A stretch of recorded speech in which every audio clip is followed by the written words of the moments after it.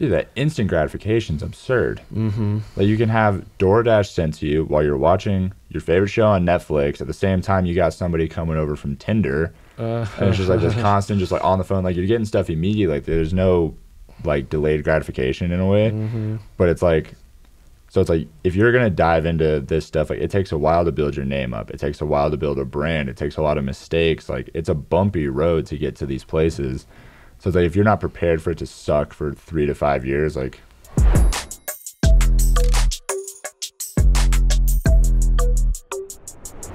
Welcome everyone to another episode of the Robert Patton Global Podcast. I'm here with the international supermodel, Cade Wood. Thank you for joining me. Thank you so much for having me. Yeah, you just drove from Denver? Yeah, so a little bit south of Denver. So it's a little bit over an hour, but it's a beautiful drive. Yeah.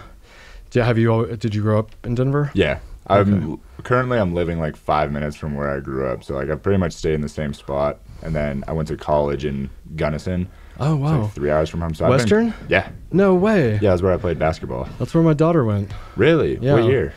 She just graduated. You guys must have been there at the same time. Yeah, we might have been for a little bit. So yeah. That's How super cool. Funny. Yeah, because we were talking when you were here doing the photo shoot. He just did a photo shoot for SHEATH underwear, amongst many other underwear companies that he's done shoots for, but this one is going to be the best one. Oh, absolutely. Yeah, And it was the comfiest really underwear I've worn.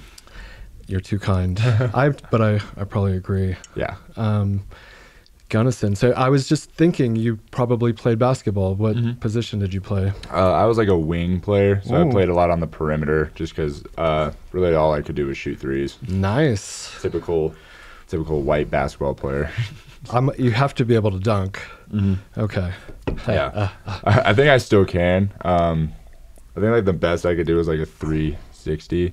Oh, wow. And I have not touched a basketball since I like stopped playing. Yeah. But as far as I know, I can still dunk. So I used to want to be in the NBA. I went out from like 9 to 16 or 17. I played every day, 4 hours a day, rain or shine. I loved the game. Yeah. But I would like roll my ankles but you want to get back on the court and then you roll it again. Yeah, you never like, as like athletes, you're taught to like kind of like just rub some dirt on it or just ice it, take some Advil and get ready to go. Yeah. So I feel like I have like multiple injuries I don't think ever fully healed. So it's like trying to like get through that now is hilarious. Yeah. And I mean, now that I'm older, I could tell you, it's, just give it a few years and I think you'll be like back like you never had any injuries. Oh yeah, my knees are already like 10 times better. I swear, it's like when I was playing I had the knees of like a 40-year-old, and then like as time has like gone on, I've like worked on it, they're like starting to actually feel normal again. Okay, so just like was it shin splints or? No, it was honestly, it was just like the impact. Like it just kind of like, because you're on it all day, every day, doing like the same movements every day. So like your hips start to tighten up, your knees start to like hurt because your quads and stuff are like tightening up. So it's just like the consistency of just like hitting the same muscles. You just start to get like super sore and like worn out, kind of. Yeah. It's like pitchers and that they get that elbow. Exactly, thing. like Tommy John and all that kind of stuff. Yeah. Hey, that's one of our competitors. Shout out to Tommy John. Shout out Tommy John. Just kidding. They're always they're trying to take our ad positions. They literally buy the SHEATH name, and when you search for SHEATH, their ad will come up on Amazon. Really? Yeah. That's super frustrating. It's cool. It's a what is that? Imitation is the highest form of flattery. Flattery. Yeah. Thank you. That's flattering. Teamwork here. Teamwork. But you've come a long way, and you're 25, 24? Jeez. And I just saw your image of you in Times Square. Yeah. That's... were you there doing International Fashion Week? Oh, yeah. So I just did my... Those photos were from my third New York Fashion Week. So there's 2 a year. There's one in February and one in September. So my very first one was September, then I did last February, then I did this September, and then that same brand I was on Times Square for twice now. I couldn't even like. So the brand is called Ty Corcelli. Shout out to Ty Corcelli. Sure. I love them. Tyreek and Corey are like, they're the owners of the brand, and they're the sweetest human beings on the planet. They do a lot of work with like the CMAs. So like right now they're like customizing a lot of stuff for like the Country Music Awards. Nice. Yeah. So like they work with a lot with like Chase McDaniels. He performed during our runway walk. So like he was in like the middle of the runway, and like we just kind of went around him, and it was super fun. It was like the most fun fashion show I've ever done. But yeah, so that's the second time this year I've been on a Times Square billboard. Which is crazy. Shit. Yeah. How does that feel? Honestly, it's like, it's funny because it's like when I'm at the gym or just like in normal day life, I feel like I walk with like a little extra pep in my step because I'm like, yeah, I'm on swag. Yeah. That's like a huge, it was such a huge like confidence boost. But then it's like I feel like I get like analytical about it, like I'm like looking at the photo like, oh, I didn't make the best face here, or like, oh, I didn't crunch my abs hard enough, or like whatever it is. I feel like it's so nitpicky, but like that's well, like, to be your own worst self-critic. Exactly. Or, you know, I'm that way, and that's the way you get better. If you're fully satisfied with the end product, like, and you're done growing, then it's like the saying, like, proud but never satisfied. Like, I'm proud of it, but it's like I want to keep doing more of it. Like, I want to get, like, since I did 2 this year, like next year I want to do like 3 billboards in Times Square. So it's like always trying to improve on it. I mean, well, how do you? That just kind of happens. You don't really have any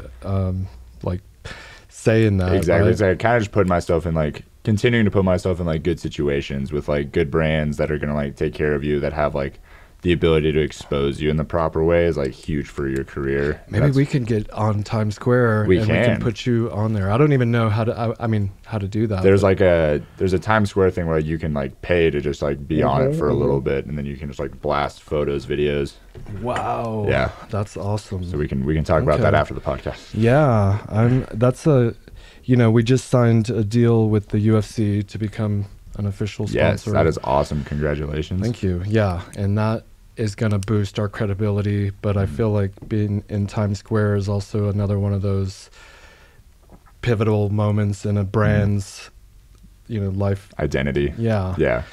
So I'm going to have to look into that, and you have experience with that, so we'll get you on there, and that could be the one of your third. That'd be the third one. We'd be all set. Yeah. That'd be awesome. Well, you were in a suit with no shirt on, I think. Yeah, so it was like an open suit, which is like typically what I get thrown in on Fashion Week. Yeah, they don't want to. They want to cover your body up too much. Yeah, right. Show the goods. Sex sells, man. Yeah, I agreed. I run an underwear company, so I'm fully aware of that. And we've been going.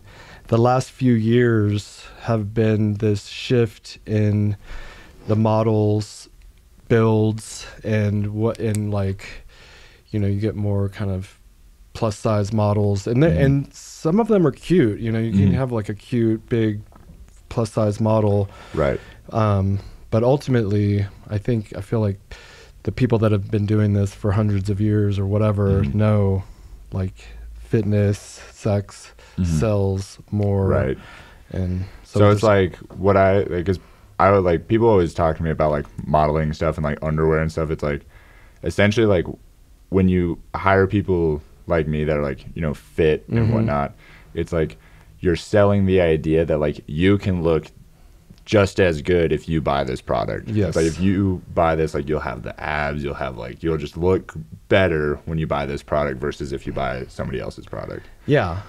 And so if you have a plus size model and you're like, well, I don't want to look like that, because it sells an image of fitness, of health, of, you know, like ambition. It's like aesthetic appeal is kind of like how I look at it. It's like you're selling the idea that like you're just going to like look better, then your confidence is going to go up. Like you're just going to feel better about yourself if you wear this. And we've had people that were more plus size buy our product, and for whatever reason, it gives them this motivation to get fit. And so many people have told me that our underwear motivated them to get fit. And I love that. Yeah. And I love that too. I think it's because it's like when you buy like nice, because like when you buy something nice in general, like your first instinct is to like analyze how you look in it. Like if you get like a nice suit, like you're gonna look at yourself in the suit. But it's like when you buy like underwear, you're like actually looking at yourself in the underwear, and I think that like kind of forces you to be like, oh,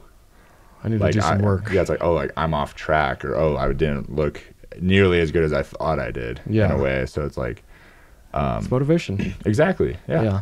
I I mean, I've always been fitness oriented, like, and I've played basketball, and it just makes me feel better mentally to exert physical, exercise. Yeah. And so, a study recently came out that's like physical exercise is the #1 antidepressant. I believe it. That's like a big thing I try to like mention to people and like clients and stuff is like, because when people get, they're like, oh, like I just am not motivated to work out. It's like the motivation is such a small portion of it. It's like you kind of just have to force yourself to do it. Yeah. Because it's kind of like once you get into like the rhythm of doing it and you like are exerting that and like you're releasing all the endorphins and stuff in your brain, you just feel so much better to the point where it's like physical exercise becomes addicting. And so like you try to get people to that point of like 100%. understanding how good it feels to like work out. Yeah, because then when you're done, also you have this release of all the chemicals. And one thing that I've been doing for years at this point is jujitsu and boxing. Oh, that's awesome. Yeah, and so that level of physical exertion is like a full body workout, and you can do it for like 2 or 3 minutes. Yeah. And get like exhausted. Oh, fighting is like the most difficult exercise. Yeah. It's like possible. Exactly. Like fighting and stuff is crazy. Like wrestlers, like yes. We were really close with the wrestlers up in college, and they were all just like the most fit, jacked, like in shape people. Because fighting is just a different level of athlete, in my opinion. And wrestling is the most difficult sport in fighting to train for. I mean, those guys are so it's crazy disciplined with the physical fitness, and then the diet. And yeah, a lot of the diet stuff I learned for like modeling stuff, like when I have to cut down and shed down for a shoot, I got from some wrestler buddies that I have. Yeah, those guys are fucking animals. Yeah. And I joined the wrestling team I didn't even join it. I just went to like an open workout. Yeah. And after one day, I quit. Yeah. But I feel like if we had actually rolled and trained a little bit, I would have gotten that feeling of the sparring. It's so, I don't know. I'd love it. I will say it's like, as a man, when you partake in like the fighting activities, like whether it be boxing, jiu-jitsu, Muay Thai, like whatever it is, it's like it just is such a great confidence booster too. Like you just like feel so much better about yourself, and you're like, oh, like I feel like a man in a way. Yeah. Where it's like I feel like I can just beat anybody up. Yeah. That literally changed the way I walked. When I first started doing it, I was probably a little bit younger than you. Right. And I never had that experience. And once I went through a couple of rolling sessions, I learned maybe like some positions and defense. I felt at least I can defend myself. Yes. At the worst case scenario. And that's a huge like lesson to learn. Yeah. Like, just to be able to be like, okay, like I can hold my own. I can like stand my ground if needed. Which like again, I think it just changes how like you carry yourself, which is like super nice. It's huge. Which is like all physical exercise will do that. Like it changes how you carry yourself, which is like just naturally like you're subconsciously exerting more confidence and stuff, which like makes you feel more confident, makes people want to talk to you. Like you kind of just elevate your like existence by partaking in physical activities. And you don't look like a victim, and so people aren't going to like pick on you because just, you know what I mean? Like the way you hold yourself, they'll be like, oh, I'll pick on the next guy. Yeah. and yeah, this confidence overall is elevated, and then you're more fit, and then you're more healthy. Exactly, which is a better way to be. Yeah, it's like all these wins. Yeah, exactly. I just did this 3-day fast, which is all the rage right now. Yeah, fasting is like the biggest blanket term right now. Yeah, because I mean, last year was ice baths, and you know, and it's still cold plunges are still huge, and then now it's fasting and like red light therapy. Oh, I got like red light. Biggest terms being tossed around right now. I got all that shit. I do all that. And do you do red light? I do. Did you buy a thing for it? Oh, that's awesome. Yeah, it's not the Juve light. Sorry about that. It's all good. But it shouldn't be. You shouldn't be able to hear it. We have a church next door that are doing some hymns. Yeah, I heard them. Like, I think he was like practicing when we went to the bathroom. Yeah. Oh, okay. Yeah. It's good. It's good energy. Oh yeah, nice. I love it. That wasn't you. I was talking. One of my previous podcast guests. He listens to Christian music and really gets it soothes his soul. And yeah, I do too. I love I'm Christian, so like every Sunday I go to church. I know, right? Yeah, how dare I be open about that? I love it. No, that's beautiful. Yeah, no, I love Christian music. I go to church like once or twice a week because my church offers like a young adults thing where it's like everybody under the age of like 28 can kind of go to like another sermon, and it's like more catered to us, and like you can meet more people and all that kind of stuff, because that's one of the most beautiful parts about like religion is like the community.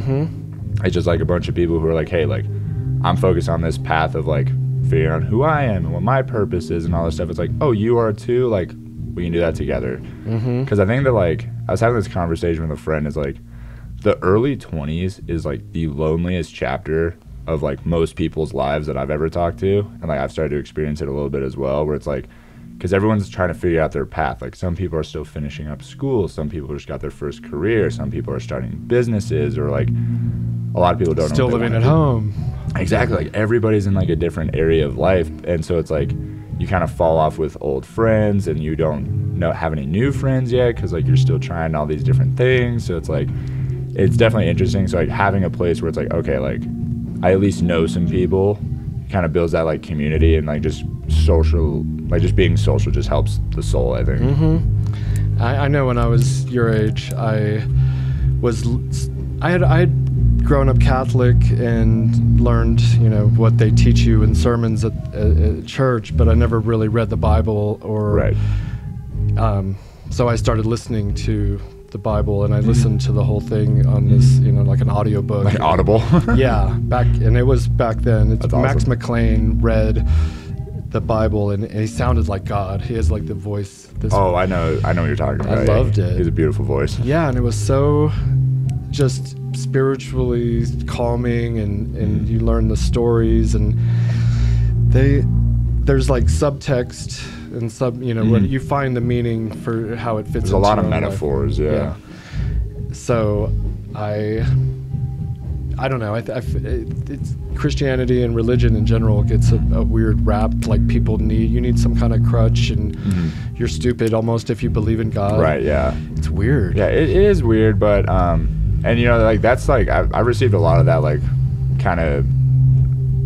I'm trying to think of like the word, but it's like I receive like anytime I mention I'm Christian, I always get flooded with like DMs, comments, all that kind of stuff, of people like either agreeing with me, being like, hey, like I am too, like I'm glad that you said something, or vice versa, of people being like, oh, like you're dumb, you're stupid, like wasting your time, blah blah blah. It's like at the end of the day, it's like what I choose to do like has no impact on your life. So if you choose to message me, it's gonna have no impact on my life.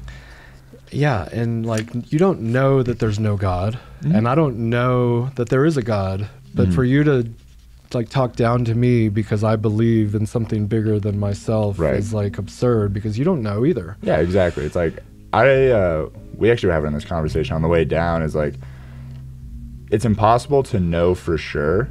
And so it's like I keep an open mind with anybody of any religion, because I think you can learn different things from like different perspectives. Like I know somebody who's like very much into astrology, and like we have gone over kind of like how you can tie astrology in with like Christianity, because astrology is like how the stars align, and then Christianity is a lot of like it kind of helps you interpret a lot of things, so like it's a good perspective. Yeah.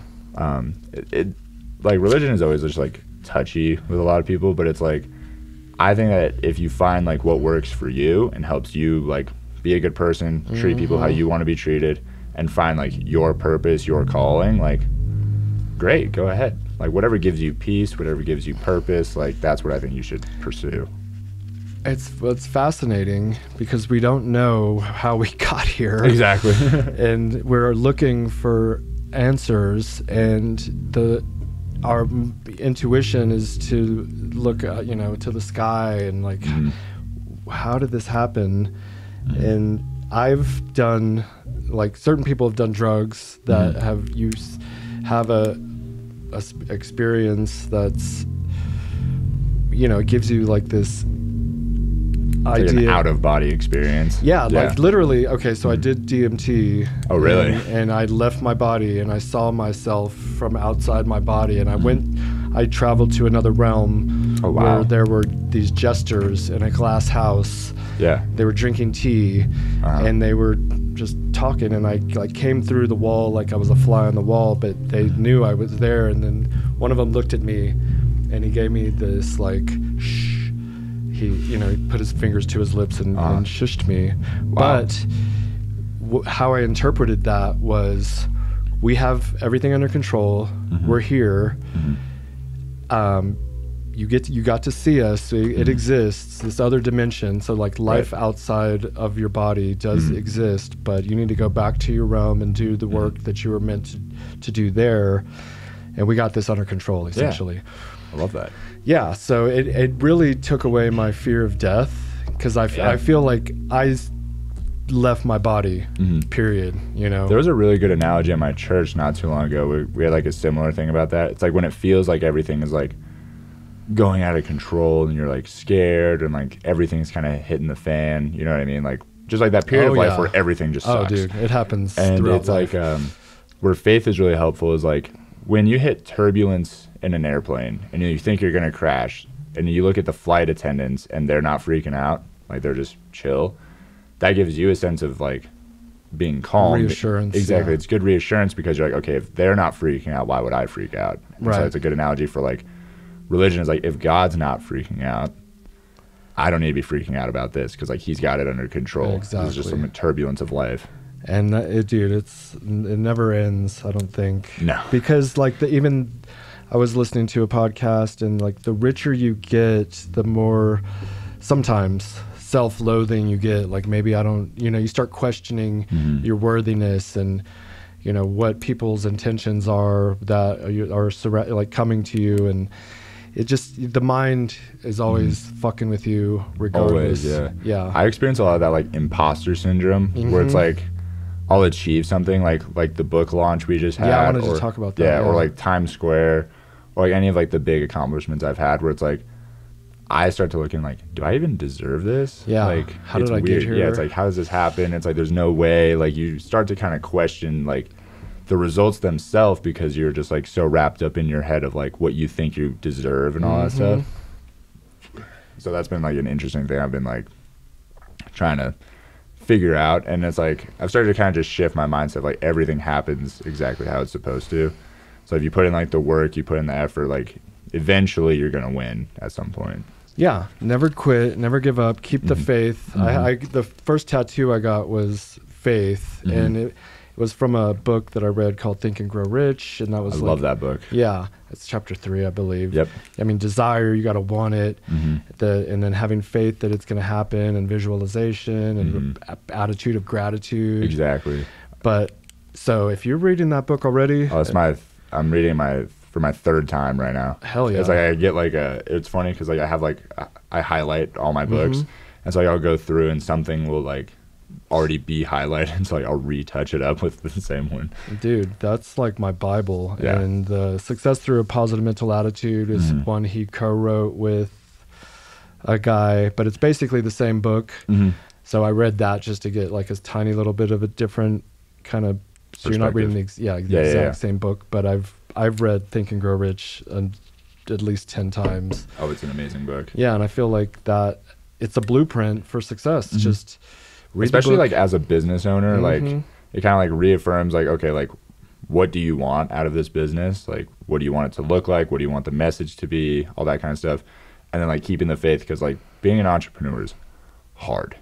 It is really, really, really difficult. Yeah. And it's like there's no guarantees with it. And so it's like the fact that like there is no guarantee that like you're going to be successful. You got to keep the faith that all the work you're going to do is going to pay off at some point, whether it be like how you grow as a person, what you learn, or, you know, monetary things. I mean, so like when I was younger and I wanted to be in the NBA, I dedicated, you know, almost a decade to that goal. And then when it didn't happen, you would think like, oh, you just wasted all this time pursuing this dream that didn't come to fruition. But I was able to transition all that discipline and work. Yeah, that like grit. Yeah, and I put that into the jobs I had. And when I went to the Army, and it's all building towards the ultimate goal of whatever the universe has in store for us, which I think we have a part to play in that, but it's also it's written already. Maybe. Yeah, that's what I believe. I believe like there is a plan, but like to your point, I heard kind of like a quote along these lines, and I can't remember it word for word, but it's like you're like the stuff that you learn, like, or the stuff that you gain when you take on these challenges of like trying to be a pro athlete, starting a business, a new job, military, whatever it may be, is like the stuff that you gain from it is not always like, it's not physical. It's like the kind of person that you become on the other end of it. So it's like when you go through these like really difficult, challenging things, it's like you're kind of just creating yourself to be a more durable, diligent, disciplined human being. Yeah, it all works together. If you're giving your best effort and working towards something, but you want to have a goal, a vision, exactly, and be working towards that vision, because otherwise you're kind of just like going where the wind blows, and then you end up where life takes you. But like I say that it's written, but also we have a role to play, and you can manipulate and manifest reality. Exactly. So yeah, it's like you can have like the best pilot in the world, but if you don't have a destination, then it doesn't mean anything. Yeah, you're just flying around. Exactly. So if you're just flying around, like you're not going to get anywhere. So it's like you kind of have to, that's why it's like I like having like projects or goals or like something to focus on, because then it's like that keeps me in like a really good routine. Work. So like I was just talking about this with somebody the other day, is like the book is done. Yeah. So like that was a 6-week or 8-week process of just like all day, every day, editing, writing, reading, redoing, all that kind of stuff to make it like the best I could. And it's like now that the project is done, I'm like, what do I do now? Yeah. I mean, so what's the title of the book then? So the book is it's just called The Winter Arc. So the winter arc is a big term that gets tossed around on social media, where it's like basically what it is like it kind of got deterred from what I think the original purpose was supposed to be. So the winter is like, it's cold, it's gloomy, it's gray. It's like this is a great time period of like there's not a lot of distractions because there's not a lot of parties, there's not a lot of people going out, like there's nothing to really do because it's too cold out. Where it's like this is 12 weeks that you can dedicate to becoming the best version of yourself. I like that. And so I wrote a book that's basically a guide of what the next 12 weeks should look like. So it came with a full like nutrition breakdown, everything you need to know about like carbs, fats, proteins, how to eat for your goals. And then I went specifically into the goals of like if you're trying to cut weight, how to eat, and if you're trying to bulk, how you should eat properly. Like if you want to cut, you need to be in a calorie deficit. If you need to bulk, you need to be in a calorie surplus. And then I put in a way for you to calculate your calories to figure out exactly how much calories you need to be eating and how many macros you need to be eating. And then like you kind of toss around based on your own individual. I need that book. Yeah. Because I did the fast and I lost like 10 pounds, which I wasn't really trying to do. Right. I'm actually trying to bulk. Yeah. But I want to fast because of the mental clarity and spiritual. It's like a detox. Yeah. I felt so good on the third day. So, yeah. But then coming back on. So that's another thing. Like I think where a lot of people go wrong in like fasting is, so they'll do the fast and then their initial thing is like, okay, I just got to get as much food back in me. And it's like, in a way, because of like your insulin resistance, you have to kind of like keto yourself back into it. So like you need to keep like carbs lower, okay, because your body's going to like freak out if you give it just like an excess of sugar, because your insulin is just going to spike like crazy. Okay. Yeah. But so you're like an expert in this, because you obviously, you look like you would be an expert in dietary. I've spent, nutrition fascinates me. I took like a nutrition class in college, and I actually started writing my second book, because I have 4. So the book I just published is my 4th one. Wow. And you said it was a bestseller. It hit the bestsellers on Amazon? Yeah, it hit the bestsellers, and it was the #1 new release in 2 categories for a week. So we were beating Men's Health for a while. Nice. Yeah, so we've sold, I believe like as of like right now, we've sold 1,400 copies in 9 days. Wow. Yeah. That's amazing. Thank you. And I sell it for $1. Okay. So it's 99 cents on Amazon. Nice. I mean, it's because then people will buy it. Exactly. Because it's like, It's like, all right, I have no reason to not buy this because it's like, oh, I'm interested in this, but it's only $1. Like, I got $1. Yeah. Especially because like with Apple Pay and everything right now, you just tap 2 times and more Right. stuff is dangerous. But yeah. yeah, I made it $1 because I was like, I want to sell, like I want to impact as many people as I can. Like if you look at all the stuff that I do, other than like modeling, like all the stuff I do on social media, all the stuff I do through my business, through my books, my programs, all that kind of stuff, I keep it very cheap because it's like I just have to cover costs for myself and I want to impact as many people as possible. That's smart. So it's like if you can raise the price when you get like older or whatever, but you get your name out there by almost giving it away. Exactly. And it's like the reason it's not, because I was going to do it for free for the first 3 days, but on Amazon you have to list it for $1. Yeah. But like I told a lot of people to just like send me their email and I'll just email it to them for free. Nice. And that's like some people Venmo'd me like a certain amount if they thought that like they it was that good or whatever. Right. Yeah. But yeah, the reviews so far have been phenomenal and like. And so you're writing it? Or so I wrote it. Yeah, so I wrote it, and then my sister is my editor. Okay. So she's edited all 4 of my books. Wow. And so we've done 4 books, and 2 of them have been #1 bestsellers. That's amazing. Yeah. You're so young and ambitious that you're starting off, you know, ahead of the game, kind of, because so many people don't even know what they're doing or want to do, and so they don't do anything. And you're an author, model. You said you have a business? Yes, I run my own personal training business as well. That makes sense. So I do all online personal training. Yeah. And that's kind of another reason why like I sold the book for so cheap is like this is a great way for me to get more clients. Yeah. It's just because it's like, all right, like you see, I know what I'm talking about. And also I have a much different approach than I think a lot of trainers do. Is another part of this book and then another part of like my business is like internal development. So it's like I list like my book recommendations, journaling prompts, and like the importance of like internal development in terms of like self-confidence, ability to meet people, make friends, make connections, like exert more confidence to feel better about yourself, because like the internal work is so much more important than like the physical work. Yeah, it starts on the inside. Exactly, and then it has to build out. Yeah.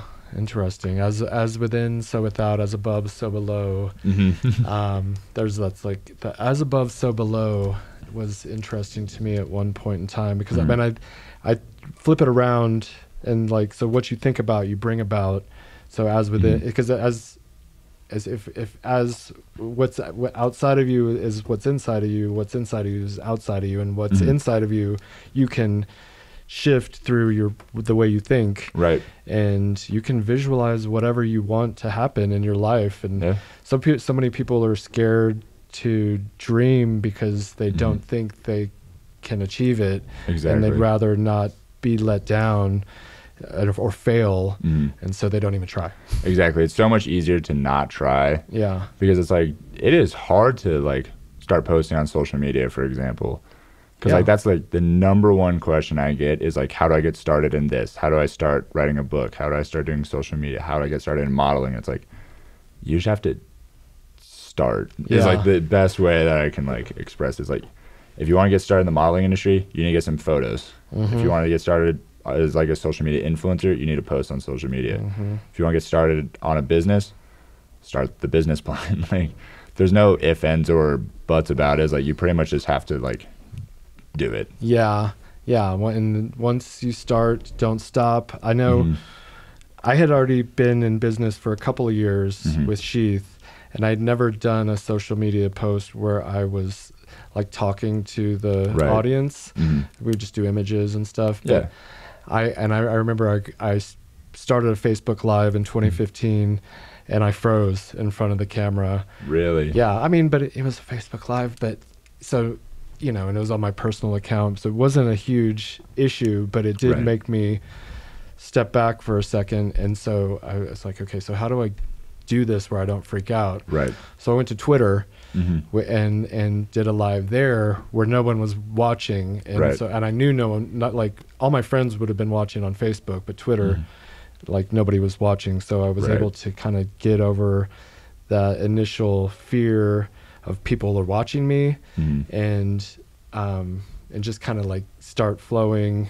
And I'm still not great, but I'm no longer like nervous about being on camera. Yeah. It's just, that's a great like hurdle to get over, because it's just a good skill to have, just being able to talk like in front of a camera, in front of people. Like that can take you to so many different places. Yeah. But it's also the other thing of like, I think it's like you said something about like your friends were watching you, and that's the biggest thing that, like, people, because I have a lot of people at the gym who like want to start doing like the fitness social media like I do, and so they're like, oh, like I'll be posting my stuff, but it's like I feel like I'm getting judged. It's like, yeah, you probably are. Yeah. But who cares? Because it's like, if you're going to worry so much about like the opinions of people, like you're kind of going into the wrong industry. Yeah. I mean, if you're trying to put yourself out there, people are going to judge you. Yeah, if you're going to put yourself in the public eye, you're going to get judged by the public eye. It is weird. I've been thinking about this recently because we have grown as a company, and myself, I'm the CEO, and I put myself out there, and all my friends from high school and college and the army, that I know they see, and most of them don't comment. And I don't know why that is, but friends and judgment and like if one of your friends makes it and you're like not making it, you know, you might be like, fuck that guy or something, instead of cheering him on. And I think there's a little bit of that. There's a lot of people that do cheer me on, but I don't really know how I'm perceived, because you know, I'm too close to it. I'm like doing it, and how are they seeing me? But I guess at the end of the day, you can't really worry about that. 100%. And that's like a big thing I've been experiencing like lately, is like I'm starting to see like who my true friends are, in a sense of like, you know, because in literally the span of 3 days, I was a #1 bestseller and I was on a Times Square billboard. There's some massive like accomplishments. Yeah. And it was like, I only heard from like certain amount of people. Yeah. And then from those people, those were people that actually like talked to me about it, called me about it, like said something. And it's like, I know people are busy, but it's like it's started to become more obvious like who is actually supporting me and who's along for the ride, in a way. Yeah. Where it's like, and that was a big eye opener for me, is like, okay, like not everyone who says that they like are supporting you and all that stuff actually are. So you kind of just have to like rock with the people who are like actually supporting you. Yeah. But also like going out and like pursuing things in this realm of like social media or business or modeling, like whatever it may be, is going to be super lonely, because not a lot of people, like I know very few people in each industry who are doing it. I know even less people who are doing all of them at the same time. And so it's like I'm kind of like on this island by myself. Yeah, it's hard to identify with other people, like normal people, because they're just, you know, they have their normal 9 to 5, and you're like pursuing a dream, and so it's hard to connect. I feel a little bit like identify with each other. Exactly. And then it's like, yeah, it's hard to relate. It's hard to like be like, oh yeah, like, oh, like I had to turn in these like reports today and like all this other stuff. And like, I don't really know any 9 to 5 talk, but it's like, but also kind of like to what you said, like people are like watching it, like, and they're like, oh, well, you know, they're reminding me of like where I could have been if I tried, or something like that. Yeah, exactly. And you're reminding them of their lack of ambition or failure to pursue their dream. Right.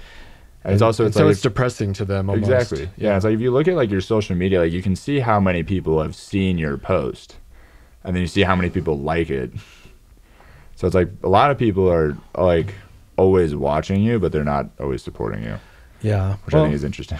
It's tough, you know, and you have to try to see it from their perspective, and they're just trying to do the best they can. And life is an amazing journey, and we make these decisions that you will take you on one path, or you know, failure to make a decision, paralysis. A lot of people are so smart, they overanalyze that if I do this thing, it's, you know, essentially they talk themselves into the fact that it's not going to work out. Exactly. Like a lot of people talk themselves out of it before they even start. Yeah. And so like I think I scare a lot of people off with that, because I have a saying I say to people, is like, based on everybody I've talked to, like it takes around 3 to 5 years for you to start to kind of like take off in a way, quote unquote. 100%.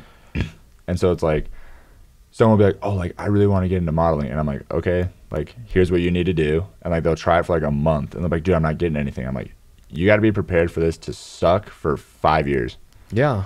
If you're not prepared to work your ass off, to stay with patient, no pay. Exactly. I mean, Napoleon Hill says 20 years, which I think is a overshoot, but it's just to give you a perspective. Like, it's going to be a while. It's going to be a while, and everybody, especially like I think with how social media is and like how our phones are, is like, dude, that instant gratification is absurd. Like you can have DoorDash sent to you while you're watching your favorite show on Netflix. At the same time, you got somebody coming over from Tinder, and it's just like this constant, just like on the phone, like you're getting stuff immediately. Like there's no like delayed gratification in a way, but it's like, so it's like if you're gonna dive into this stuff, like it takes a while to build your name up. It takes a while to build a brand. It takes a lot of mistakes. Like it's a bumpy road to get to these places. So it's like if you're not prepared for it to suck for 3 to 5 years, like yeah, like sleepless nights, anxiety, waking up in a cold sweat, like am I gonna make it or not? Am I wasting my time? And are you familiar with Bedros Keuilian? He has a really good podcast, and he does a lot of like business advice and stuff, because I think he runs like 7 businesses right now. He's like got like $200 million revenue or something like that. Nice. And he has a quote that's like, as an entrepreneur, like 80% of the time it's going to feel like you're failing. 15% of the time it's going to feel like you're just treading water trying to survive.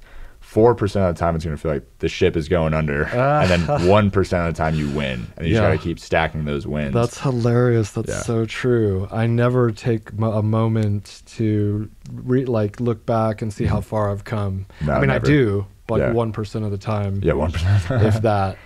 And like with the UFC deal, I found myself like wooing here and there throughout the house, like, because that's been a dream since we started. Yeah. You know, I've always been a fan, and they weigh in their underwear, and we don't have them weighing in our underwear yet. They still work with another company called Venom that makes fight gear and sponsors the UFC, but our foot's in the door.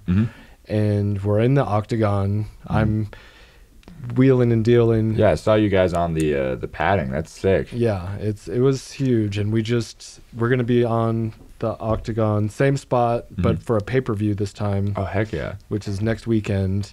It's the biggest. The last card of the year is a lot of times the biggest card of the year, and this is stacked. Like every fight would be a main event, but they put them all like on one. Put them all together. Yeah, and there's gonna be plenty of moments where somebody's getting knocked out and our logo's in the background and we take that. And so they're going to do what they need to do, or their end of the bargain as far as putting us on the cage and legitimizing us as a brand. But then we have to take that credibility and you know, do something with it. Yeah.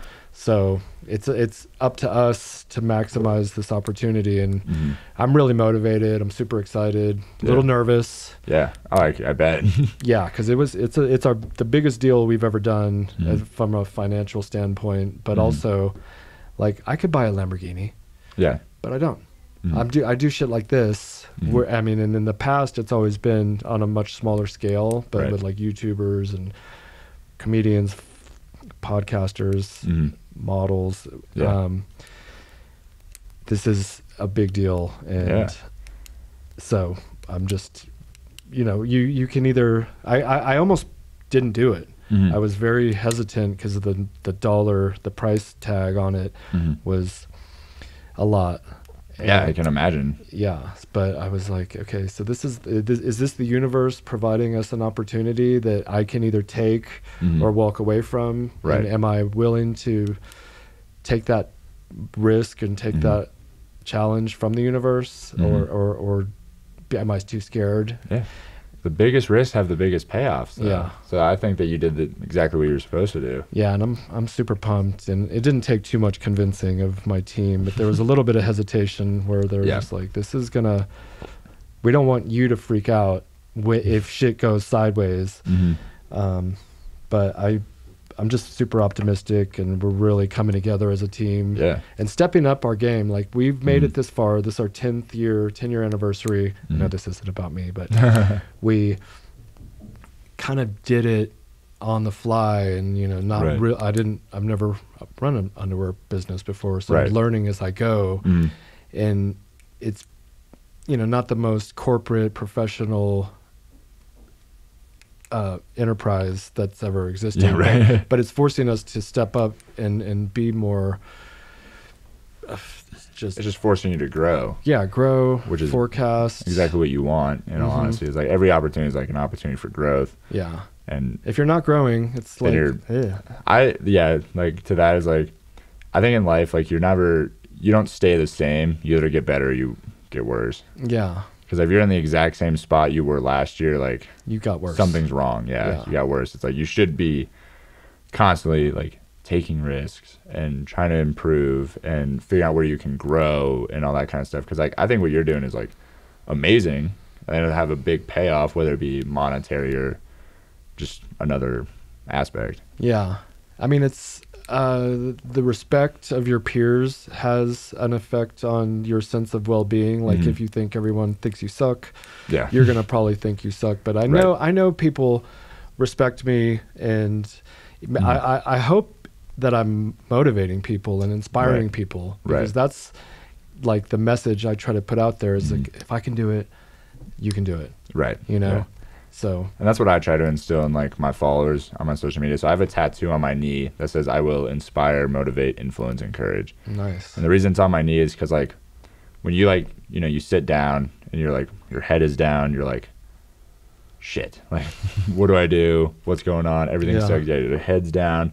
And so like when I do that, like I go to look down, I see it like right on my knee. It's like, okay, like I may be struggling, but this is what I can still do for other people. It's like I can pick myself up, dust myself off, put in the work, put in the hours, do what I need to do to like get to where I want to be so that I can inspire, motivate, influence, and encourage others.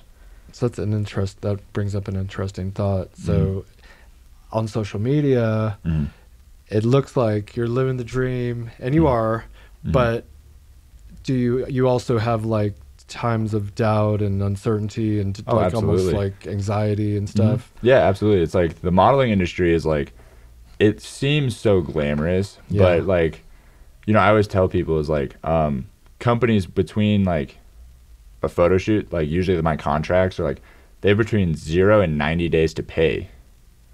So it's like right now, like I'm waiting on checks from November and October. So it's like, there's not like a way for you to like budget necessarily, because it's like you're just doing the work. And also you don't always know where your next job is coming, and that's why like getting Times Square is good, because it kind of starts to like legitimize you as a model. Like it starts to build you a name, because once you get to a certain point, companies will just book you by name. And so I'm trying to get to that point where it's like I have enough credibility, I have enough recognition, I have enough of a reputation to the point where it's like they'll just be like, oh, like if we pick him, he knows what he's going to do. We know what we're going to get. And we can bring him on. Yeah, I highly endorse this guy as a model. He's very professional. You have a cool name too, as I think about it, like Cade Wood. It's 4 and 4. 4 and 4, yeah. You could put it on a shirt or something. Yeah, I love it. I've met very few people named Cade. Yeah. And a lot of people I meet are named Caden. Yeah. But yeah, I've met like 2 or 3 other Cades in my life, and we always end up being best friends. Yeah, I love it. I tried to friend everyone named Robert Patton on Facebook, which Did you? I'm surprised. There's a lot. Yeah. Like so many that Facebook stopped me from friending them. Friending request people? Yeah, because I was just like add, but I did meet quite a few people named Robert Patton, and we're friends to this day. That's awesome. We share that in common. That's super cool. So you're an international supermodel. Didn't you go to like Paris or something, or no? So that's a trip I have coming up. So the brand I was on, so the brand Ty Corcelli, again, love you guys. They are, so I'm going to do London Fashion Week, I believe Milan Fashion Week, and then Dubai Fashion Week with them in 2024. So February is going to be crazy. How long are those trips? I believe each is like about like a little under a week. Okay. So it's like because you gotta have like a day or so for travel and a day or so for fittings, photo shoots, and then you do the show, and then you have like another shoot after the show usually. But yeah, so I'll go out to do New York Fashion Week at the beginning of February. I come back for 3 or 4 days, and then I go to London, and then I go to Italy, and then I think I come back for a bit, and then I go to Dubai. That's sick. Yeah. So you do photography modeling, but you do runway modeling. Mm-hmm.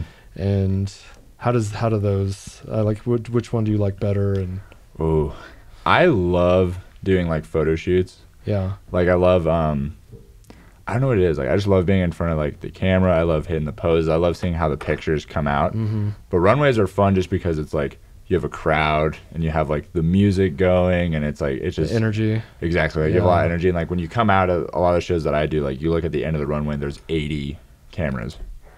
It's like they're all scattered around the entire environment, and so it's just like the crowd is like cheering for you. Like at some of the shows that I do, some of them like the crowd won't make any noise just because it's like it's not proper. Right. But those are not as fun. You're like a rock star for that walk. Yeah, you're 15 minutes of fame when you walk out there, and like everyone's like cheering for you and like saying stuff, and it's like super fun. And then you get to the end, and like there's all the lights and the cameras. Yeah, and it's just, I imagine that part would be pretty cool. The clicks and the flashes. And that part is super cool. But like I do prefer like photo shoots because I like to like create in a way where it's like I get to experiment with different poses, and I get to see like how my body contours in the light, and it's like you just get to create so much more like fun product in a way, as opposed to like fashion shows. You can only do so many poses, and then there's only so many shots you can actually get out of it.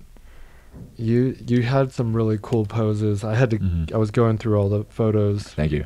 And there's like one where you just like have your arm hanging and you're like looking down, which was unique, and I'd never seen a pose like that, but it's really cool. Yeah, like that's where like photo shoots are fun, especially like the more like quote unquote high fashion stuff, because it's like what you're doing in a way is like you're creating art, and so it's like being in a way where it's like you are catching the eye, like you're contouring yourself in a way where like people like stop scrolling and be like, oh, what's going on? Like, for me, that's super fun, and that's part of like the creative process. So it's like I'm always like looking at other more successful models and being like, okay, like what did they do here? Oh, like I do a lot of stuff like in like different objects, like if they have different props or couches or whatever it is, like you kind of see how they use it, and then you're like, okay, how can I make this my own in a way?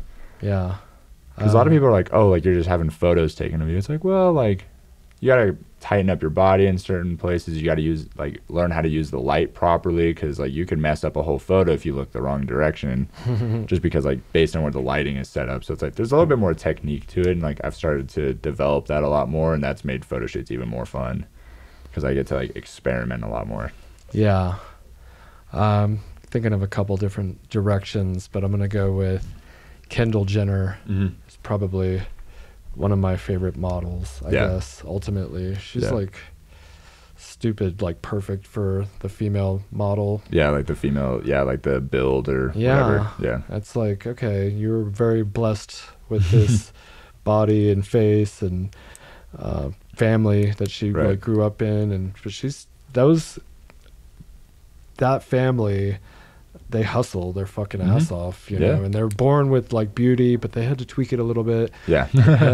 But we all do. Yeah, me too. And they are making it work for them. I find it inspiring where a lot of people are like hate them because I feel like, you know, they're famous for being famous and they don't do anything, but they really have taken the ball and run with it. I don't know. Right. So that's just an interesting, like as far as modeling, I feel like that would be cool if you guys did a shoot together or something. Maybe I'll get to that level one day. Yeah. She's not that much older than you. She's like probably 26 or something. Yeah. Again, modeling industry takes some time. I'm barely over a year into it right now. Yeah, I was gonna ask you, how did it even start? So I have an interesting modeling journey that I haven't heard another person have. So it was like right after quarantine, I like had started to be like really into fitness and stuff, because it's like in college I had to get bigger for basketball, so I started lifting more, and I just fell in love with the process, and I fell in love with like fitness social media, like Steve Cook, Christian Guzman, David Lay, like these are all like fitness YouTubers, and so I followed them all on social media, and then some time had gone by, and like I'd put on some more size, like figured out my body a little bit more. And Christian Guzman, he's the owner of a brand called Alphalete, So he put up on his story that they were looking for models. Nice. And so he put his photographer's email on there and was like, hey, if you want to model for us, like, submit. And so I was like, okay, sick. So I had a buddy who was a photographer. We took some photos, sent it to them, and they were like, hey, these are great. We're going to send you some stuff. You're going to do a photo shoot, and then you're going to send it back to us. And I was like, great. So my first shoot was for Alpha Elite, which was amazing. Like, they're killing it right now. What do they make? It's all like fitness apparel. That makes sense. Yeah. So so did that shoot, and then one of their former athletes, he broke off and he started his own company, and that's who I'm currently sponsored by, which is called Edge Lifestyle. Okay. Code Wood at checkout. Edge Lifestyle. Edge Lifestyle. So I connected with him through Alpha Elite, and he was like, hey, like, you did great work. Do you want to model for us? And I was like, absolutely. So I modeled for them. And at this time, I only had like 3,000 followers on social media. But I was getting these opportunities. So I did like a shoot for like a sunglasses company, a jewelry company, Edge, all that kind of stuff. And so like opportunities started to open up because I was producing like better product. And also like my social media, like after I posted for Alpha Elite, I think I went from like 3,000 to 5,000 followers. Nice. And so like I started to grow a little bit too. And I was like, oh, this is like interesting. Because so, we got posted like by the UFC and we got like 20 followers. But yeah. So were you, social media is much different now than it was 2 years ago. Okay, yeah. So I really started, my modeling journey started on social media. Yeah. So I started just by like modeling for brands, and then I got like sponsorships and all that kind of stuff. And then my following started to grow and grow and grow. So it was like, I think in a year I took it from 3K to 20K. Nice. Something like that. And like right now I'm at like 24K. I think it was like 27. It's like 24 right now on Instagram. So across all my platforms, I have like, across all my platforms, I have like 60,000 between everything, which is like amazing to me. Yeah, if you filled up a stadium. Yeah, that's a big, crowd. But yeah, so I was like fully set on just doing like fitness social media. So modeling for my sponsors, going to do like shoots for fitness stuff. And then my current manager, his name is Paul. He DM'd me one day and was like, hey, I think you can do a lot more with your look than you're doing. And I was like, I have no idea what you're talking about. And so like we were kind of going back and forth, and he kept wanting to hop on like a FaceTime call. And I was like, I don't feel comfortable hopping on like a FaceTime with somebody that just DM'd me. And he was like, okay, how about this? You give me a week. If you're happy with the results, then we can continue to work together. If you're not happy with the results, I will never bother you again. And I was like, oh, those are great conditions. Yeah. And so the next day he texted me. He goes, hey, you're going, he goes, hey, by the way, your flight leaves on like the 10th. You're going to do New York Fashion Week. Whoa. And I was like, oh, what? I was like, okay, sick. So I'd still be a little bit skeptical, but as long as you're because he connected me with the designer. Yeah, exactly. And the designer is, he actually is like the host of like Australia's Got Talent. Okay. Oh, his name's Dean. He's a super nice guy. But so he connected us like immediately. Like I hopped on a phone call with him. He's asking me my sizes. He was like, okay, this is the venue. This is the time. This is when you need to be there. I was like, damn. Yeah. I mean, obviously after a few more questions, I'm just initially I'd have been like, what, is there some kind of, some kind of catch initially here? I was like, what? Yeah, that's what, I was like, okay, like do I have to pay for anything? And they're like, no. Exactly. I was like, what? So did you, well, I was going to say, did you get paid? But I mean, either way. Yeah. I would. Usually the designers pay you, or you get paid from the production. Yeah.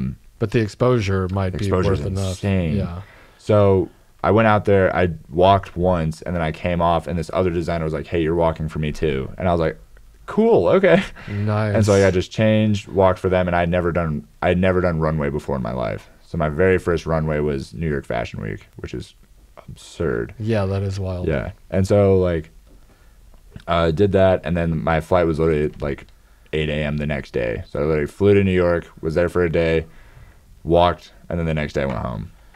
So it's a very, very quick trip. And then from that point, like I started posting on my story I did New York Fashion Week, and then like more doors started to open with like fashion and magazines and more runway walks like around Colorado and all that kind of stuff. I was like, oh, this is wild. And then so like my career just kind of started like pick up. Like I was doing like more shoots, more brands. Yeah. So within this last year. Wow. So within this last year, I have done 3 New York Fashion Weeks, for a combined, I think, almost 30 brands I walked for. Jeez. I've been published in like, I think it's like 35 magazines, and I have 12 covers of like international magazines. Do you have those magazines at your house or anything? Or? I have a few of them, yeah. That'd be pretty sick. I have a few of them at home. A lot of them are like, I have the digital copies. Yeah. Then I'm going to like get them all printed and like framed and exactly. Yeah. Hell yeah. And then I've done like 3 interviews like about like my journey and stuff. And then 2 Times Square billboards. And then we have 2 Vogue submissions right now. So I'm waiting to hear back from Vogue. Nice. So yeah, it's been a crazy year, and I'm super excited for like the rest. What was crazy was the like first like big thing I did for modeling was Playboy. Yeah. It wasn't Playgirl. That's like a huge misconception. Nice. It's like I shot for the brand Playboy, and that's how I started like the underwear. Yeah, I see a lot of those. Yeah, so like they DM'd me, like they messaged me, and they're like, "Hey, like, do you want to model for us?" And I was like, "Absolutely." Yeah. But I thought that one was a scam too, because it was just like in my request. And I saw like the blue check, and I was like, "There's no way." Right. And then I went to their page, and it was like 10 million followers, and I was like, "Oh my god!" Nice. I was like, "No way!" So yeah, I've been working with them for a little over a year. I just saw something about Hugh Hefner, but he passed away. I think his sons or who's running it? Do you know? I have no idea. Yeah. I just I pretty much only communicate with like the creative director and that kind of stuff, and like the social media department. Yeah. So pretty much how they do it is like they'll send me some underwear. They'll send me like some clothes and stuff that they want me to shoot in, and then like set up a shoot, and then I just do it, and then they send it back. Like with Eric Cooper Photography? Yeah. Yeah, Eric and I did a little bit for Playboy. Oh, okay. And then there's been a few other photographers around Colorado, and then I should be going out to LA in 2024 to shoot with them. So I'm very excited. The Playboy Mansion, maybe. We'll see. We'll see about that. We have a fashion show out of Fort Collins that we've done for the last 3 years. It's called the Flourish Fashion Show. Yeah. Have you heard of it? Yeah, I've heard of it. Okay. Yeah. Not that that's like little leagues, and whatnot, but it's really good production. Yeah. And we've had a fun experience with them, and they provide all the models. All we got to do is show up with the underwear. Yeah. And a few of them have been there for the past few years, and everyone's just really cool. That's awesome. Yeah. Fashion shows are sick. They're fun. Yeah, fashion shows are a lot of fun. Yeah. I will say, so like my schedule at New York Fashion Week is like, because usually I have like 4 walks in a day. So it's like, it's any time between 11 a.m. and 9 p.m. And fashion shows, especially in New York, they're always like an hour and a half behind. Yeah. I don't know how that happens. Yeah. But they're always super far behind, and it's like you have a lot of waiting, because like you got to be in hair and makeup. Like as a guy, I have to be there like at least 2 hours before my walk, so that way I can get all like the hair, makeup, all that stuff done, and then make sure like get the clothes on and stuff. Make sure they fit right. Yeah, and then you just kind of wait for a while. Yeah. You wait for a couple hours, and then you walk for. It's a lot of work. Like it's for each show. There's like 3 hours that I have to like be getting ready or whatever. Right. For like a 30 seconds on stage, but it's so worth it. It's so much fun. That sounds so exciting. Did you meet other models in New York and like network with them? Yeah, we all I've like models, like at least the ones I've worked with have all been so nice. And they're all so sweet, and like everybody just is like, oh, let's connect on Instagram, like let's support each other, all that kind of stuff. And it's like it's a very good environment. You would think obviously that people might be more competitive, but like exactly. But like that's what's like interesting about modeling is like there's not a lot of people that can like take your place necessarily, because you have a different look, you have different measurements, like you have all these different things. So it's like everyone kind of just wants to like support each other in a way, at least in my experience. That's nice. I mean, just like any other industry, like you're gonna have people that are like they have a huge ego, or they're just kind of rude or whatever it is. But like I haven't really dealt with that too much. Yeah. A lot of people I work with are really amazing. All the people, like I know a group of business owners, and we all like cheer each other on and tell each other, you know, what's working for us, or maybe some challenges we're having, ask questions, and we'll be like, well, I did this, you know. So, and that's what's nice about like setting like New York Fashion Week is always like, in terms of like the competition stuff, is like everyone there is from a different part of the world. Like I met people from Italy, from Paris, from, you know, like Miami, Canada, Brazil, like people are from all over. So it's like the odds of them taking work in like your market from your agencies is pretty low. So it's like everyone's there just to have a good time, connect. Like it's still work at the end of the day. It's like a lot of people are focused on that. Because it's like you're gonna get seen despite like who's around, like if you're good enough. Yeah. So and if you look fit, you are fit, you know, most likely. And the problem with society today or in America is there's just like this overabundance of access to unhealthy food, and it's at your disposal. And, all the time. You know, so it's like you have to restrain yourself a little bit. So that's something I talk about in my book is like, it's more important that you are like eating for your goal. But it's like because I have a bunch of clients and stuff, like I'm always talking to them about like their diet and stuff.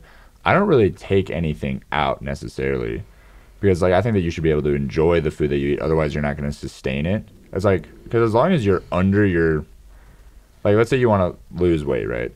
If by the end of the day you're eating less than you're burning, you're going to lose weight. So it's like whether you got there through, you know, the McDonald's drive-through twice in a day, or you got there through chicken and rice, you still got to those calories. You're still under. You're still gonna lose weight. Yeah, that's like a misconception. That like, that's a big myth that I try to like debunk. Is like, oh, you like have to be super clean all the time. It's like not necessarily. You'll see the number on the scale go down, but like how you look and how you feel is gonna be a lot different. What about? I mean, I stopped eating candy because I'm 45 and not a child anymore. But I love Sour Patch Kids and Twix and wow, nice. I love candy. Yeah, I know. So but you can't just eat a calorie deficient candy diet, probably.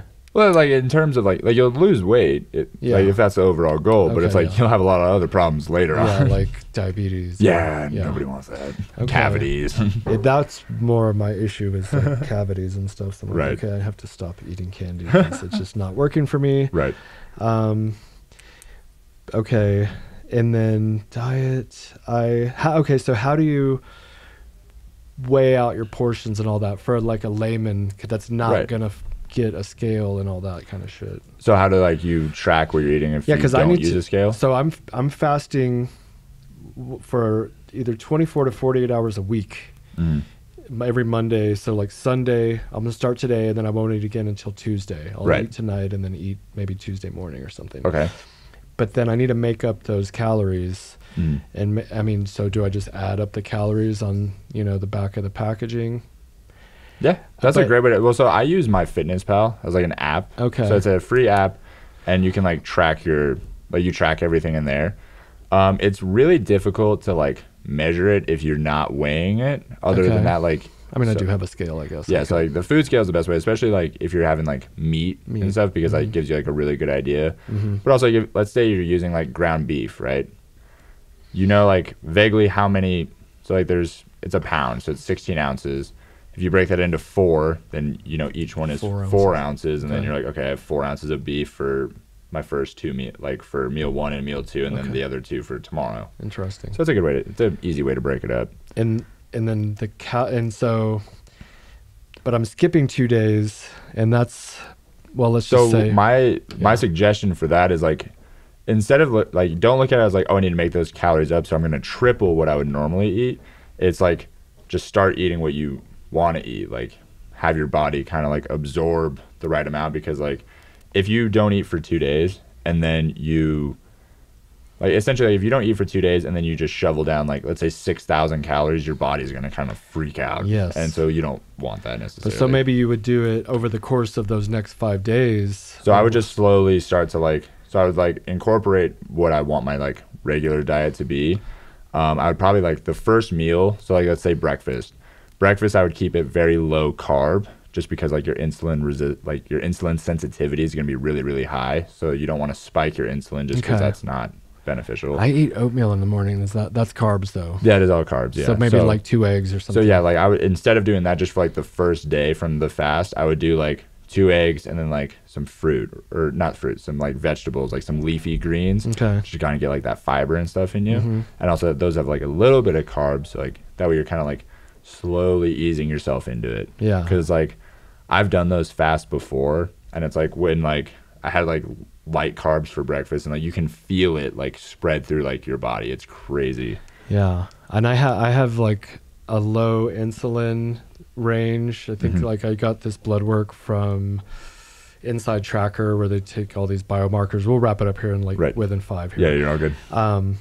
And there's the range is 2.5 to 16, whatever that is. And I'm at like 2.5. So I'm just at the bottom of the range of like healthy insulin. And I was like, I need to chill on the candy because I feel like that was spiking my insulin. Yeah. I don't know. Yeah. So, I don't know what my point was exactly with that, other than when I come off of a fast, I'll do bone broth and then a little bit of protein. I'm already kind of doing these things, a shake. Yeah. And I've been trying to do less carbs in general.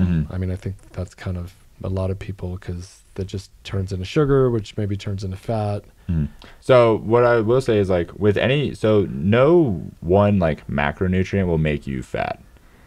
Excess of it will make you fat. So it's like if you're not burning it. I'll be with you in 1 second, sir.